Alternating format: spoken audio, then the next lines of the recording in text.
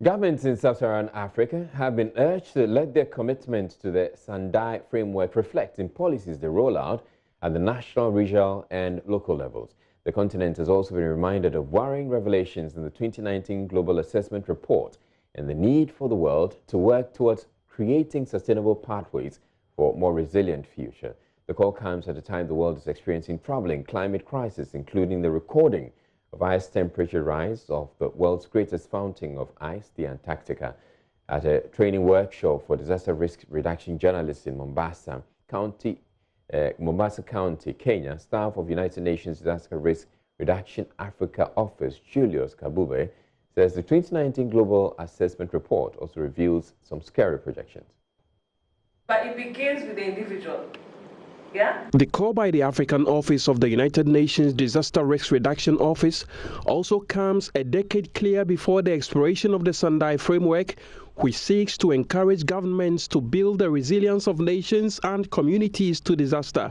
We recognize that we need to dramatically improve our understanding of vulnerability, and particularly socioeconomic and socio-ecological vulnerability, recognizing that disaster impacts amplify the socio-vulnerabilities of peoples, and certainly the impacts are disproportionately borne by those of particularly vulnerable and marginalized communities. Emission levels fueled by the continued burning of fossil fuels and the destruction of forests continues to show no sign of slowing down. The global assessment report comes in with very scaling messages, I would say. Let me just tell you, it's scaring messages, because one thing it has identified that what we knew is not enough. We need to know more. It is in fact advising us to use what we know and to use what we don't know. So this means that we have to think outside the box. We have to be more innovative.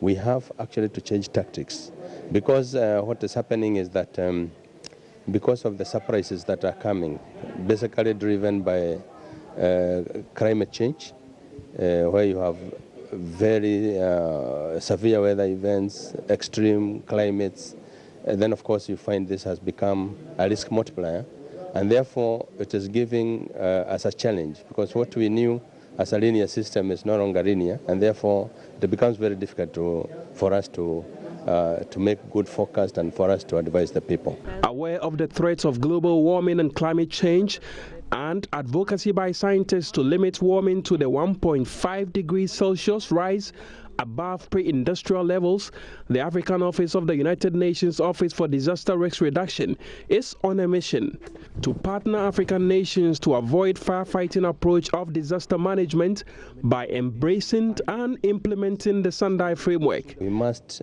start thinking outside. We must advise governments accordingly, and actually we must go local, because the disasters happen at local level. It is calling us to go to the local level, be prepared, go to the local level with risk-informed planning, go to the local level with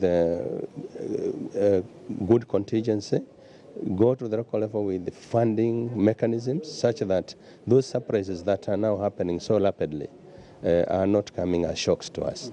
Even though nations are not legally bound by the 15-year Sandai framework, it has since its inception influenced disaster-related policies across the African continent, according to the African Office of the UNDRR. We have been very critical. We have been very focused on really making sure that strategies also are cascaded to that level. And this is also supported, if you look like Target E, we are trying also to come up with guidelines so that we can be able to support national and local level development of risk-informed strategies. If the world is to win the war against global warming and climate change, the last thing expected is a demoralizing gesture like this from arguably the most powerful president in the world. In order to fulfill my solemn duty to protect America and its citizens, the United States will withdraw from the Paris Climate Accord The declaration by President Trump has been described by environmentalists as a dangerous gesture that could potentially put the world in a harm's way.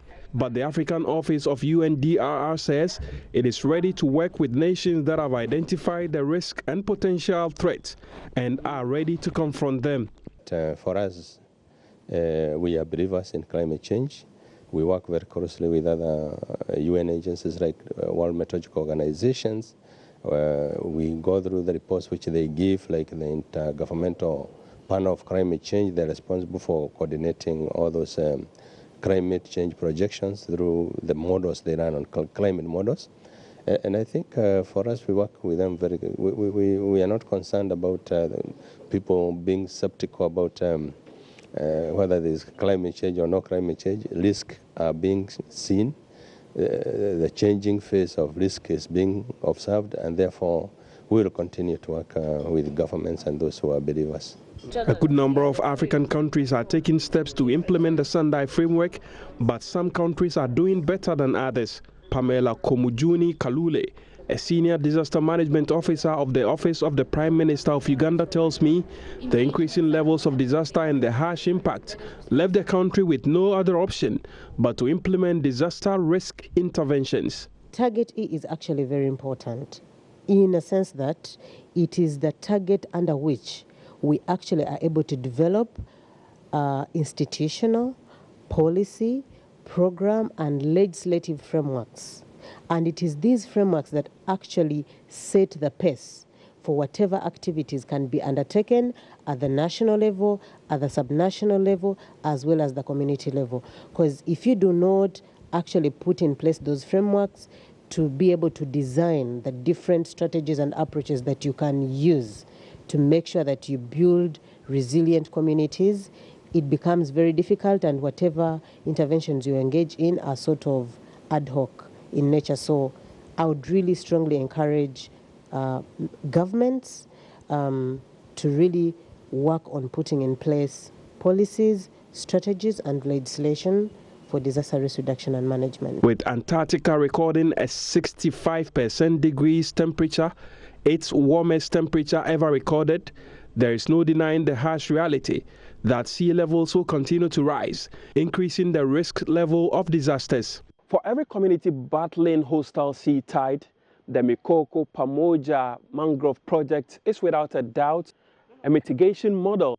The mangrove project has not only become a tourist site, it is serving as a defense wall, protecting nearby communities from the violent sea tide. The community can also profess and tell you that they've seen some changes in the fisheries because of just protecting the forest. So even if they don't get much money from the carbon offset project, the other benefits are surrounding the conservation of this forest. It may be an uphill task, but coastal communities in Ghana and other African countries that have been bearing the brunt of tidal waves and violent sea tide can begin by nursing their own mangroves to create a buffer between them and the sea that continues to rise.